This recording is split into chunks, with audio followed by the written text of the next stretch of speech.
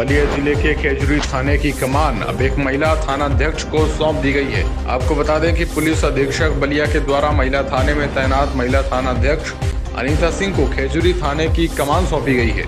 महिला थानाध्यक्ष अनीता सिंह ने 15 दिसंबर 2022 को महिला थाना की कमान संभाली थी। इसके पहले वो गाजीपुर जिले में 2011 से 2016 तक तैनात रही।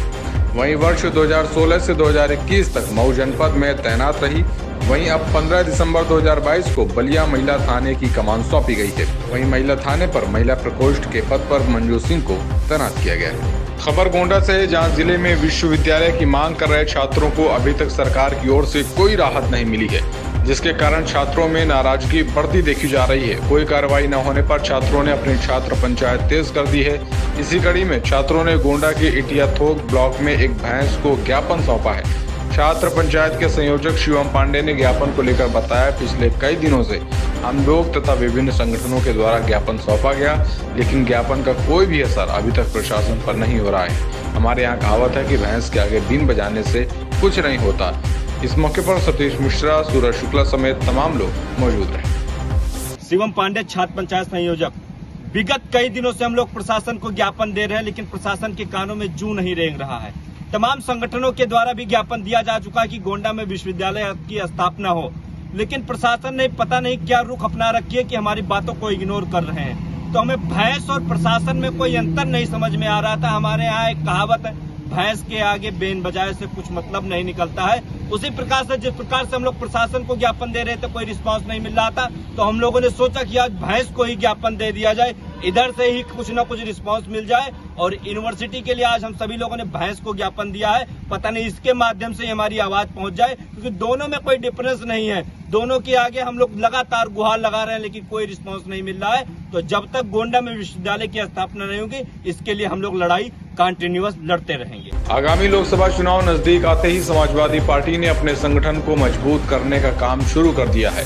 इसी कड़ी में चित्रकूट के मानिकपुर कस्बे में अपनी पार्टी के कार्यकर्ताओं के साथ पहुंचे समाजवादी पार्टी के प्रदेश सचिव मेघनाथ खंगार और समाजवादी पार्टी के बांदा चित्रकूट के लोकसभा प्रभारी और पूर्व मंत्री शिवशंकर सिंह पटेल ने बांदा चित्रकूट के पूर्व भाजपा सांसद स्वर्गीय प्रकाश नारायण त्रिपाठी के बेटे को 1 दर्जन लोगों के साथ सभा में शामिल किया।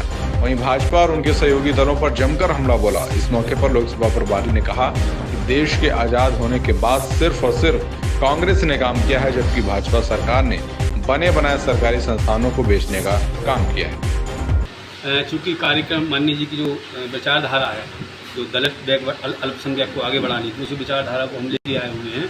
और जो आताताई सरकार भाजपा की, एक अपेक्स का जूता आता है, अपेक्स का वो कौन पहनते हैं? किसान पहनते हैं। 70 रुपये का जूता आता था, 70 रुपये का।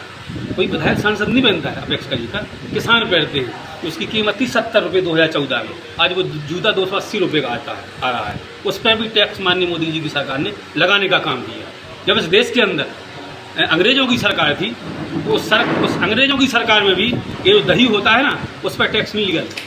ये जो गेहूं होते हैं, उस पर टैक्स नहीं लिया था। ये जो दाल होती है, उस पर टैक्स नहीं लिया था। वह पत्रकार महोदय समझदार है। आज की जो सरकार है, वो दही पर टैक्स ले रही है, वो दाल पर टैक्स ले रही है।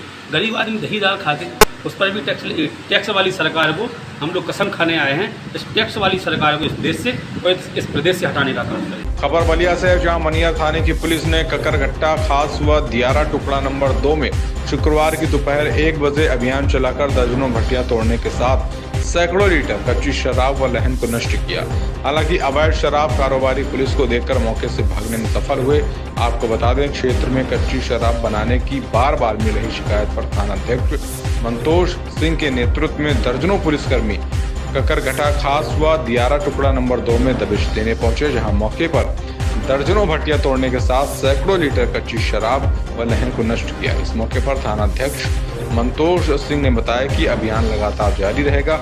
मौके पर मौजूद पुलिस टीम में कांस्टेबल पतिराम चौरसिया, संजय कुशवाहा, आदित्य पांडे समेत कई लोग शामिल रहे। खबर बलिया से है, जहां मनियर थाने की पुलिस ने एक आरोपी को मनियर बस स्टैंड से गिरफ्तार किया। आरोपी के पास से एक अवैध तमंचा व कारतूस बरामद किया गया है। बता दें, आरोपी राजू प्रजापति मनियर नगर पंचायत के वार्ड नंबर 7 का रहने वाला है। वहीं शुक्रवार को मनियर थाने की पुलिस को सूचना मिली कि एक संदिग्ध युवक मनियर बस स्टैंड पर खड़ा है। तभी पुलिस ने मौके पर पहुंचकर युवक को गिरफ्तार कर लिया।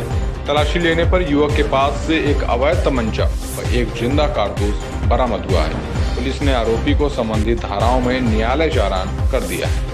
माफिया अतीक अहमद के भाई अशरफ के साला सद्दाम को एसटीएफ ने गिरफ्तार कर लिया है। गिरफ्तारी के बाद पूछताछ में सद्दाम ने कई राज उगले हैं।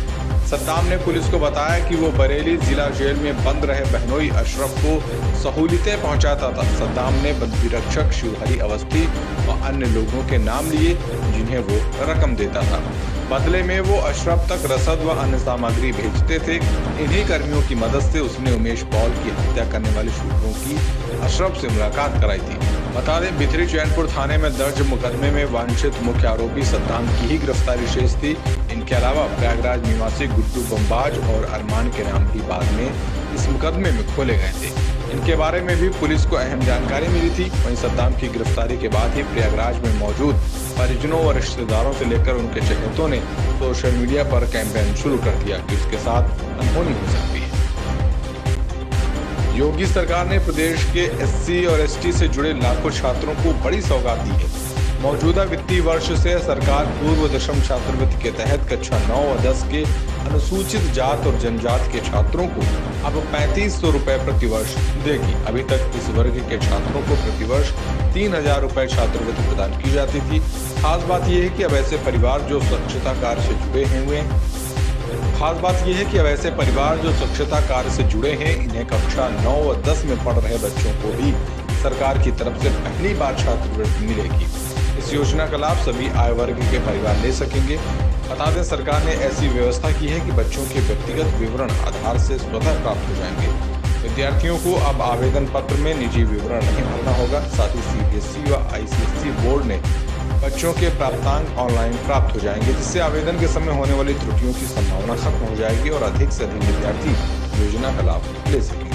खबर अयोध्या से है, जहां प्रधान स्वाभिमान क्षेत्र पंचायत संघ अब 6 अक्टूबर को आंदोलन करने जा रहा है। इसकी जानकारी प्रधान स्वाभिमान क्षेत्र पंचायत संघ के राष्ट्रीय अध्यक्ष नवनीत शुक्ला ने प्रेस वार्ता कर दी। राष्ट्रीय अध्यक्ष ने बताया कि 10 सूत्री मांगों को लेकर लखनऊ के इको गार्डन में बीटीसी आक्रोश आंदोलन किया जाएगा, जिसमें प्रदेश भर के बीटीसी इस आंदोलन में जुटेंगे। उन्होंने बताया कि ग्राम प्रधान की तरह 20 लाख रुपए विकास निधि, 7000 मानदेय सहित 10 सूत्री मांगों को लेकर आंदोलन होगा। आप सभी को अवगत कराना चाहते हैं कि प्रेस वार्ता का मुख्य विषय है 6 अक्टूबर 2023 आगामी महीने में बीडीसी आक्रोश आंदोलन इको गार्डन पुरानी जेल लखनऊ में है। उसके आह्वान करने आए हैं कि सभी बीडीसी भाई ज़्यादा से ज़्यादा संख्या में पहुंचकर अपने अधिकारों के लिए संघर्ष करें। आपके माध्यम से मैं बताना चाहूँगा कि हमारी जो प्रमुख मांग है 20 लाख रुपए विकास निधि होनी चाहिए, जिससे कि प्रधान की तरह हमारा बीडीसी भाई भी विकास करा सके। 7000 मानदेय होना चाहिए। 10 सूत्री हमारा मांग है। लगातार 2 वर्षों से हमने पूरे प्रदेश में संगठन बनाकर सड़क पर 3 बार धरना देकर इको गार्डन में 5 दिवसीय भूख हड़ताल करने के बाद सदन में निवेदन करके माननीय एमएलसी महोदय से, माननीय सांसद महोदय से, माननीय उप मुख्यमंत्री से, यहाँ तक कि माननीय मुख्यमंत्री जी को भी 3 बार ज्ञापन संगठन के पदाधिकारियों द्वारा दिया गया है। लेकिन जो अधिकार अभी सरकार ने दिए हैं वो धरातल पर लागू नहीं है। हमारा आज जो बीडीसी आक्रोश आंदोलन 6 अक्टूबर को है, उसका प्रमुख उद्देश्य है कि जो शासन ने हमें अधिकार दिए हैं वो धरातल पर प्रशासन द्वारा उतरने चाहिए। हम लोग बीडीओ सीडीओ डीएम स्तर पर, डीपीआरओ स्तर पर बीमा जैसा 3 लाख रुपए बीमा, मनरेगा और हमारी 6 बैठक और 1000 भत्ता प्रति बैठक का जो जियो हुआ है वो लागू नहीं है। उसके लिए हम लोग बीडीसी आक्रोश आंदोलन लखनऊ में कर रहे हैं महोदय। खबर बांदा से है, जहां दूसरे दिन भी जिले में गणेश मूर्ति विसर्जन का आयोजन किया गया। विसर्जन के दूसरे दिन भी सैकड़ों भक्त गणपति बप्पा मोरया का जयकारा लगाते हुए नदी घाट पर पहुंचे। वहीं ढोल नगाड़े बाजों के साथ श्रद्धालुओं ने नम आंखों से गणेश मूर्ति का किया विसर्जन। ये मूर्ति विसर्जन बांदा के केन नदी भूरागढ़ में किया गया है। वहीं केंद्रीय गणेश महोत्सव समिति बांदा के पदाधिकारियों ने पुरस्कार देकर सम्मानित किया।